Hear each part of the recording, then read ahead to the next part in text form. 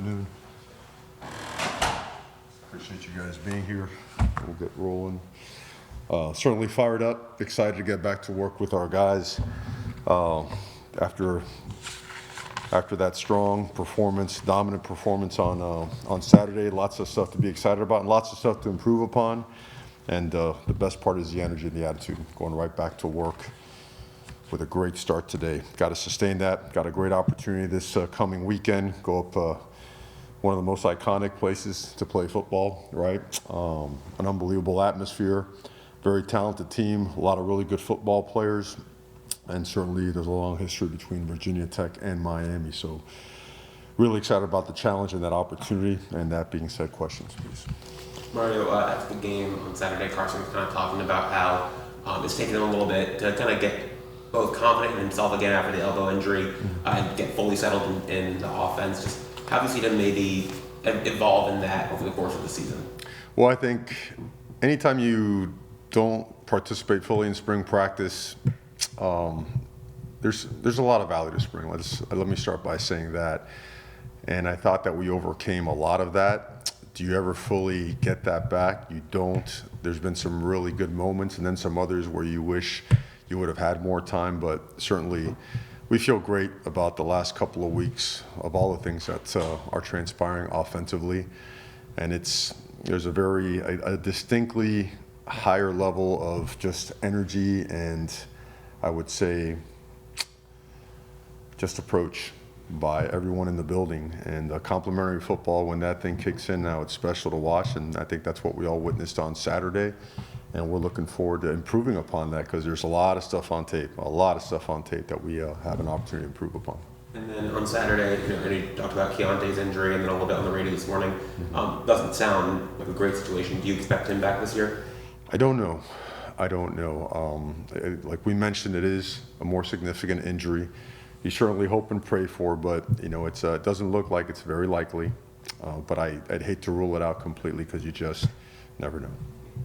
And with that, like you mentioned, Keontae's out, a lot of your big guys are out, but them still finding ways to be involved on the sidelines, in the meeting rooms, just the cultures you guys have established with that, where the veterans, even when they can't make an impact on the field, finding ways to help the younger guys, help the guys replacing them. Just what does that say about the room and how they're embracing what they can, even when they can't produce on the field on Saturdays? Yeah, Keontae's leadership, it screams loudly. I think one of the better things I witnessed all year in my time here was him taking it upon himself to approach Marty after the fumble and just going right to him and looking him right between the eyes and bringing the right type of, not the coddling encouragement, but like right at it, like, hey man, you're that guy and you're going to come back, you're going to bounce back, and you're going to get after it, and you're going to make some critical plays in this game. So you see it from him, and you saw it from C.J. Daniels, just very involved.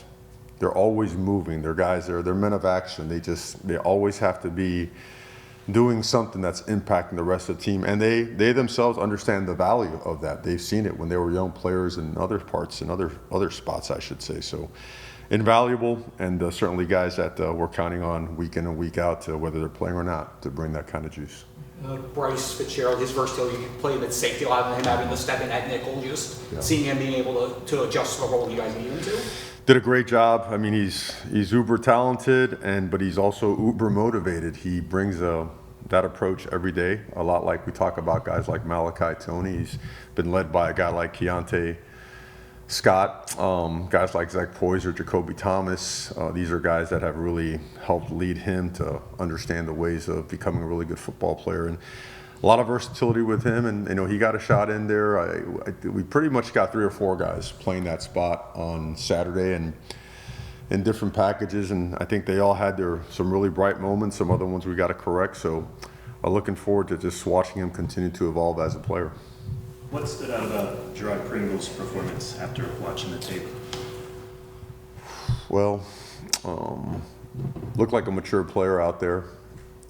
The extra yards to make you miss opportunities, really patience to the hole, but explosive through the hole, yards off the contact, ball security, certainly the check down, right, to get, I think it was 12, 13 yards, just a lot of stuff. Really played well, and only going to get better, really never got tired, and just a really, really good performance by G.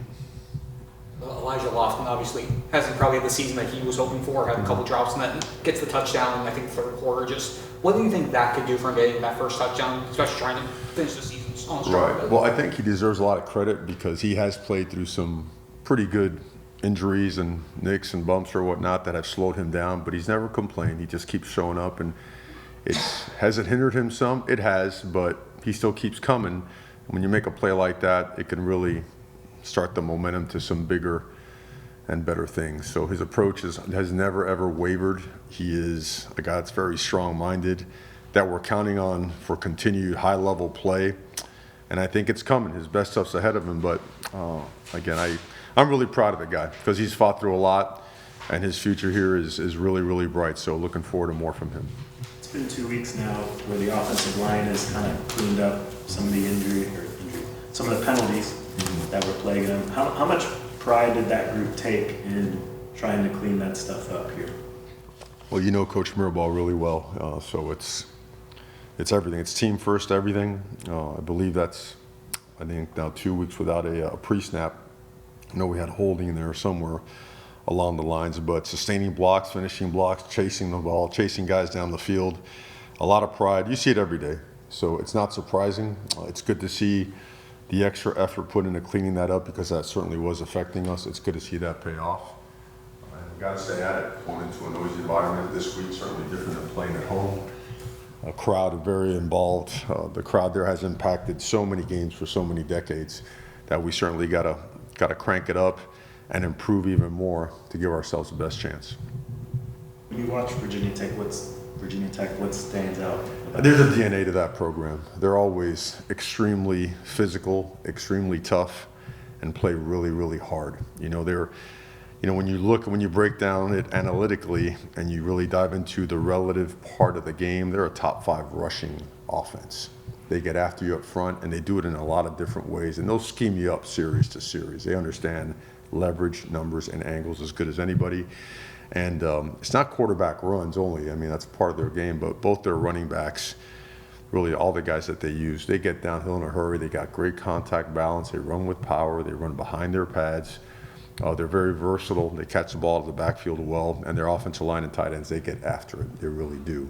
They're complemented by some really, in our opinion, really explosive receivers that really do a great job of creating separation and making the contested catch. It's what makes them dangerous on offense. And on defense, I think the fact that their front 4, they jump from the odd front to the 4 down front, whether they're in, base and odd or base and nickel respectively, but they're versatile enough to do it out of both packages as well. But their defensive line kind of sets the tone. They're big and they're physical. There's a lot of one-gap movement stuff that comes with it, just really powerful, like with their hands. They come out of their hips, they get their feet in the ground, they get hands on blockers, and their block destruction, you could tell they're really, really well coached. Really well coached, talented guys because they get off of blocks in a hurry, and they got a lot of hats to the football. And it's really impressive. And they are hard to block, and they've proved it against a lot of different offensive lines. So, and their back end, they're so active. I mean, they've just got a lot of good players, and their depth has been tested at times with injuries, but they find a way to come out and play at a high level. So looking forward to, again, a great opportunity against these guys. The offense has gotten a lot more explosive the last few games. And in those games, Keelan Marion has been a player that's really emerged. How key has he been in this offense kind of getting a little bit more explosive? Yeah, he's been great. He's been great. The neat thing about the offense is, we're getting better and better. But again, Coach Dawson, a really smart, hard-working dude that just knows ball.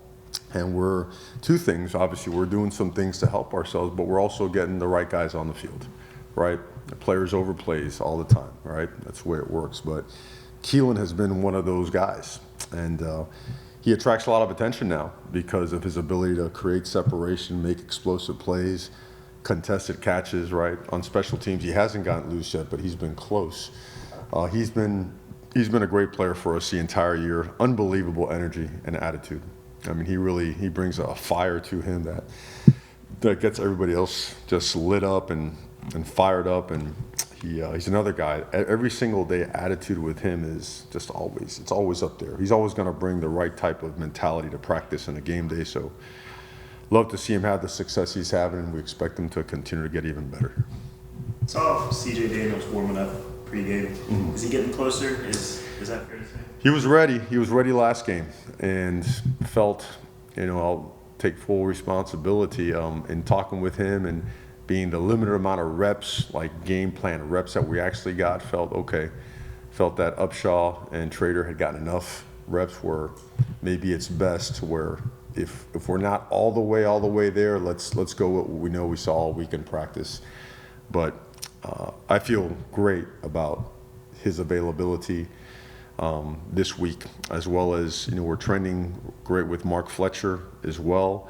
Waiting on word with OJ, but that one's certainly trending as well. It was great to see Moten get the snaps this past week, which he's been missing for a while. And we were missing him. We've been missing OJ, David Blake, Keontae, CJ, Mark Fletcher, Wes. That's a lot of really good players. It's almost a third of our starters.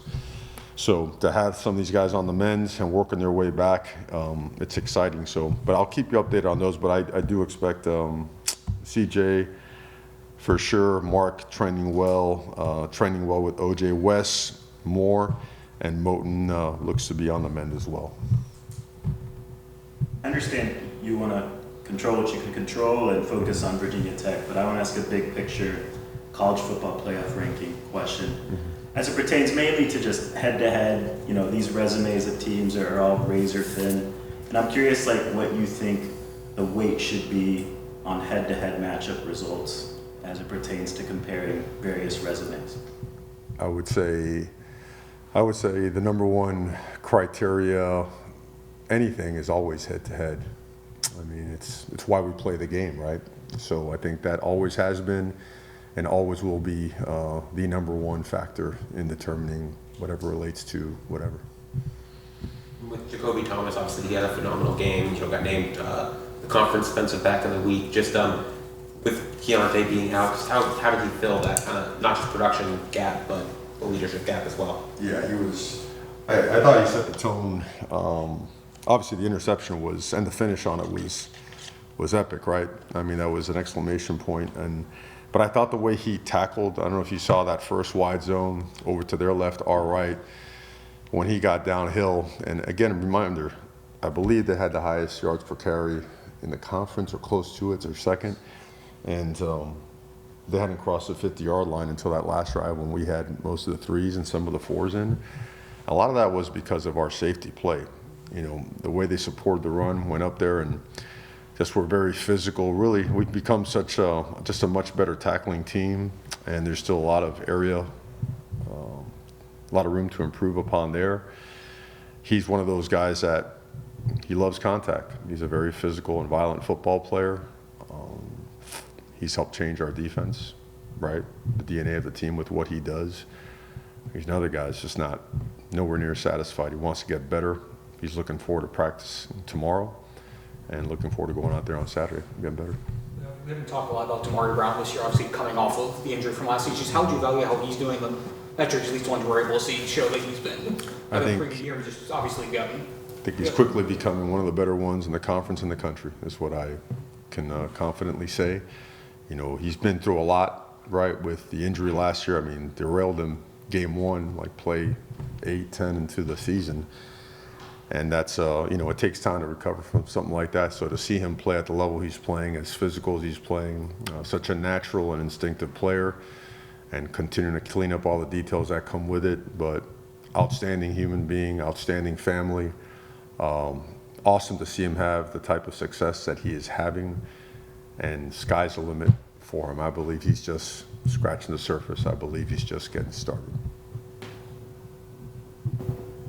Anything else for Coach? All right. Thank you, Coach. Okay. Thank you, guys.